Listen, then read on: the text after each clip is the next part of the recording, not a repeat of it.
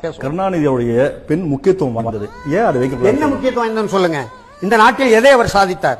என்ன சாதித்தார்? கருணாநிதியோட சாதனை ஒன்று, இந்தியாவிலே முதலில் காவல்துறை ஆணையம் அமைத்தது கருணாநிதி. சட்டம், அதாவது வாடகை நிர்ணய சட்டம் போன்ற குடியிருப்புகளை அமைத்து தந்தது கருணாநிதி. இலவச குடியிருப்பு வீடுகள் ஒதுக்கப்பட்டிருக்கு கொடுக்கும் திட்டம் வகுத்தவர் கருணாநிதி. கையில் இழுக்கும் ரிக்ஷா ஒழித்து இலவச சைக்கிள் ரிக்ஷா தந்தவர் கருணாநிதி. பிச்சைக்காரர்களுக்கு மறுவாழ்வு மையம் அமைத்து கொடுத்தவர் கருணாநிதி. குடிநீர் வடிகால் வாரியம் அமைத்து கொடுத்தவர் கருணாநிதி. தமிழ்நாடு குடிசை மாற்று வாரியம் அமைத்தவர் கருணாநிதி. 1500 பேர் கொண்ட கிராமங்களுக்கு சாலை வழித்தடம் அமைத்து தந்தவர் கருணாநிதி. மின்சாரம் அனைத்து கிராமங்களுக்கும் செல்ல வழித்தடம் அமைத்து தந்தவர் கருணாநிதி.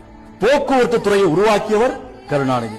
பிற்படுத்தப்பட்டோர் மற்றும் தாழ்த்தப்பட்டோருக்கான துறை அமைத்து தந்தவர் கருணாநிதி. அரசியலமைப்பில் பிற்படுத்தப்பட்டோருக்கான அமைப்பை தந்தவர் கருணாநிதி. அரசியலமைப்பில் பிசி 31%, எஸ்சி 18% ஆகிய உயர்த்தி தந்தவர் கருணாநிதி. பியூசி வரை இலவச கல்வி உருவாக்கி தந்தவர் கருணாநிதி.